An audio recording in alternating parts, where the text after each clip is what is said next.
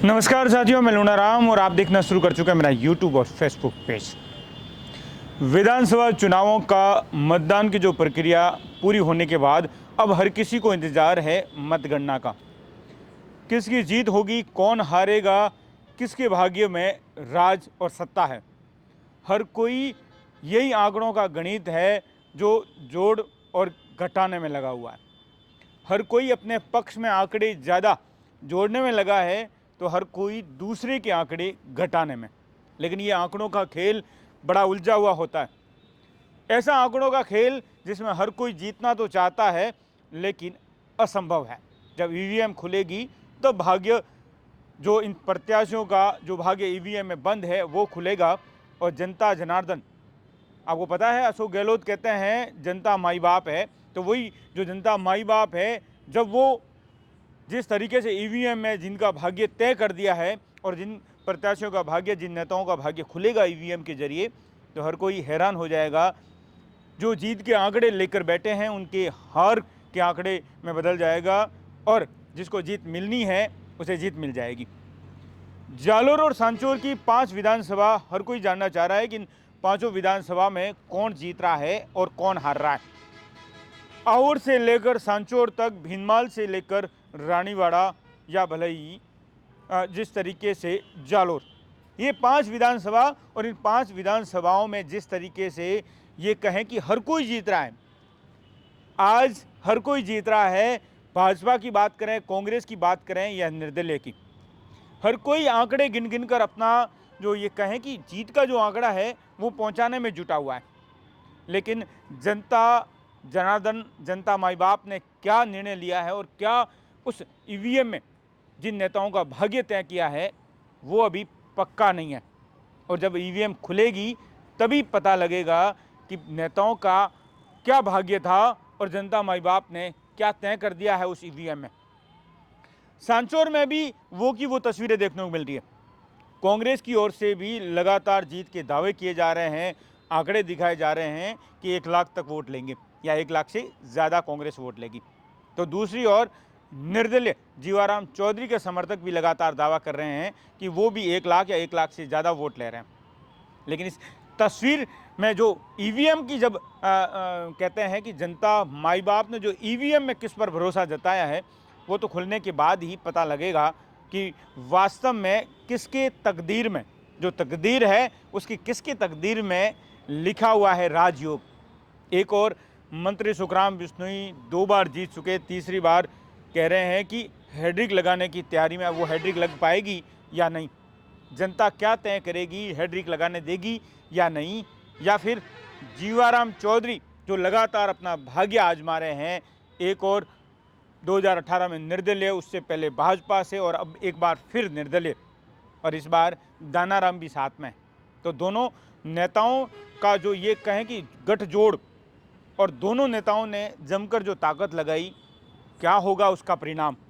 या जिस तरीके से देवजी पटेल पहली बार विधानसभा चुनाव लड़े हैं, पार्टी ने टिकट देकर चुनावी मैदान में उतारा था, 3 बार लगातार सांसद के तौर पर जीत चुके हैं, अभी तक एक भी चुनाव नहीं हारे। तो ऐसे में अब क्या होगा विधानसभा चुनावों में, माहौल न जाने, बहुत सारी बातें इस माहौल के जरिए निकल कर आती है।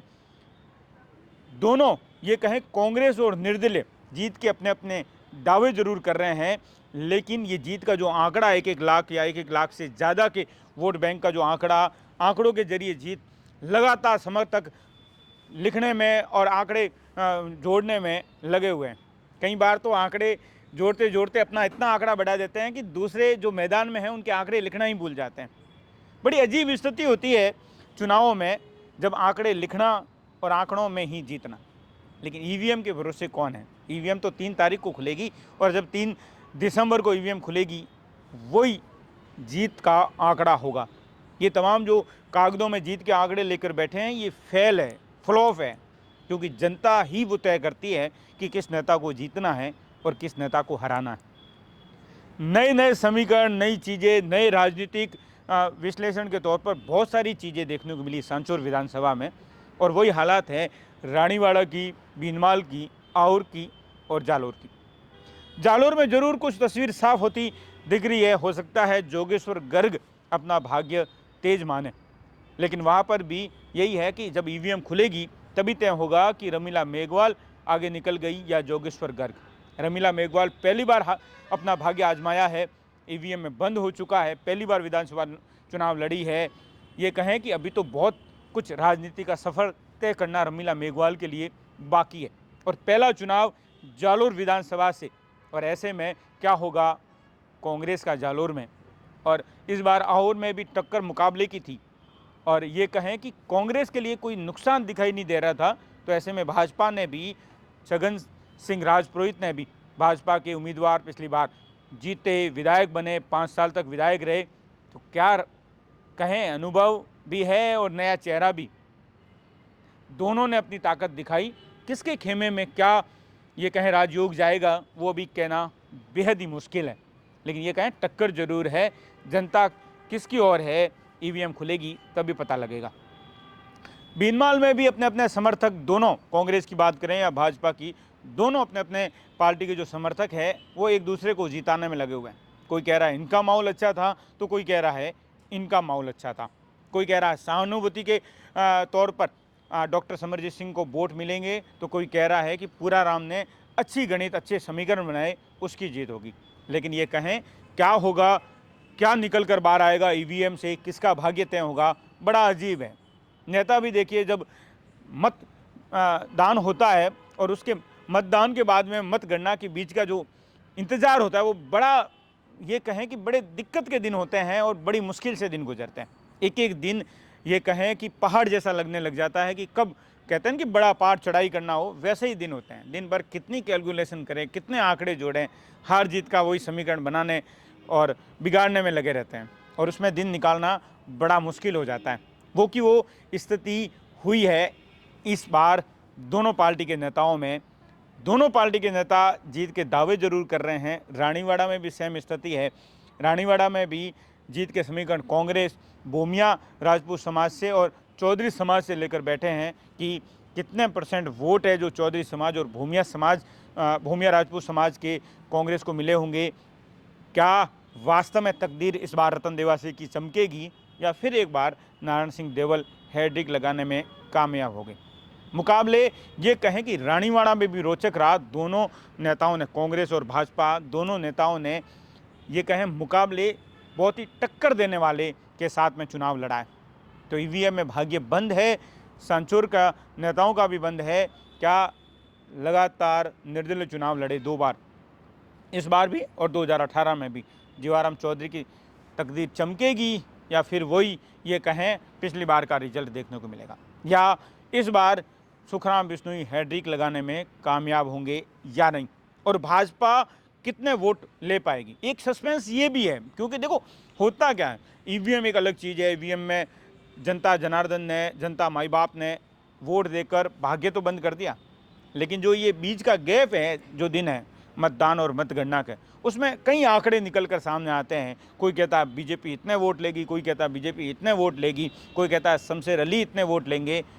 लेकिन जब ईवीएम खुलेगा तब सब हैरान हो जाएंगे कि जनता ने क्या चुना है, क्योंकि जनता साइलेंट है। जो समर्थक होते हैं वो खुलकर भले ही माहौल बनाने में, खुलकर भले ही ये कहें अपने अपने नेताओं के पक्ष में जमकर जीत के आंकड़े फिट करने में लगे हो, लेकिन ये जीत के आंकड़े फ्लॉप है, जनता के आंकड़े पास हैं और वो जनता के आंकड़े ईवीएम में बंद है। और जब ईवीएम खुलेगी तब पता लगेगा कि जनता ने क्या तय किया है, किसे जिताना चाहती थी जनता जो जीत गया और किसे हराना चाहती थी जनता वो हार गया। रोचक मुकाबले हैं, अब इंतज़ार करिएगा 3 दिसंबर का। जब 3 दिसंबर को खुलेंगे तब पता लगेगा ईवीएम से किसका भाग्य खुला। हाल में तो सब आंकड़े ही गिन रहे हैं, कोई किसी को 1 लाख वोट दे रहा है, कोई किसी को 1,20,000 वोट दे रहा है, कोई किसी को कितने ही वोट दे रहा है। कि वोट लेना आसान नहीं है, आंकड़े गिनना आसान है। अलग अलग जातियों के आंकड़े गिने जा रहे हैं। आप आंकड़े कितने भी गिन लीजिएगा, लेकिन जनता के हाथ में जो ताकत है, वोट की जो ताकत है, वो जब वोट की ताकत देखने को मिलेगी उसी से पता लगता है कि जीत और हार किसकी है। और वो वोट की ताकत ईवीएम बंद हो चुकी है। 5 विधानसभा, पिछली बार 2018 में 4 विधानसभा पर भाजपा और एक मात्र सांचौर विधानसभा से कांग्रेस जीती थी। तो जालोर के तो आंकड़े 2018 के तो खतरनाक थे कांग्रेस के लिए और भाजपा के लिए, ये कहें सुखदायक थे। लेकिन इस बार क्या होगा, क्योंकि भविष्य सबका नेता इसी ईवीएम में तलाश रहे हैं।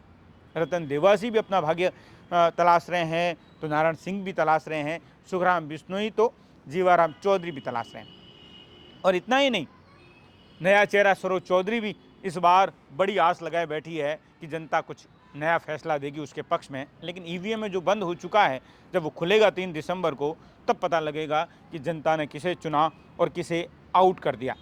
उस आउट को भी तभी नेता मानते हैं जब ईवीएम खुलती है और हार जीत का जब फैसला साफ हो जाता है, नेता तभी मानते हैं। नहीं तो आखिरी टाइम तक 3 दिसंबर का मतगणना होगी, तो ये मानिए कि मतगणना के दिन भी वो जब तक तस्वीर साफ नहीं हो जाती, तब तक दोनों पार्टी या निर्दलीय कोई हार नहीं मानता। हर कोई अपने जीत के दावे आंकड़े फिट करने में लगा रहता है, कहीं से भी आंकड़े उठाकर कहीं भी डाल देगा, लेकिन जीत कैसे करनी है बस उसी में है। क्या ऐसी जीत होती है क्या? न जाने क्या होगा। ईवीएम जब खुलेगी तब पता लगेगा कि इस बार किसके चेहरे या पर खुशी है, किसके चेहरे ये कहें कि ताज जो होता है वो किसके सिर पर पहनाया जाएगा, जनता पहनाएगी, या किसे आउट करेगी और किसे भेज देगी घर बैठने के लिए। बहुत रोचक मुकाबले देखने को मिलेंगे, तो आप लगातार मेरे फेसबुक पेज और यूट्यूब पर फॉलो करते रहिएगा और आपको तमाम चुनावों से जुड़े अपडेट, एक एक पल की अपडेट आपको मिलती रहेगी। तो मैं आपका साथी लूणाराम, जालोर।